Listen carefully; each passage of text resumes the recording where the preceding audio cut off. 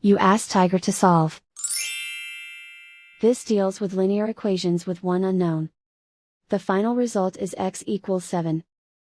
Let's solve it step by step. Group all constants on the right side of the equation. Subtract 10 from both sides. Simplify the arithmetic.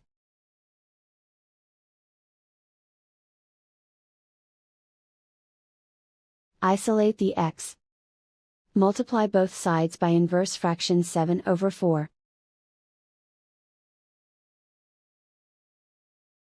Group like terms.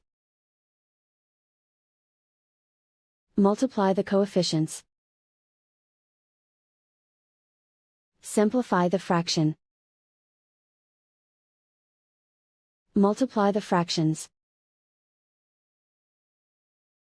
Simplify the arithmetic. And so the final result is x equals 7.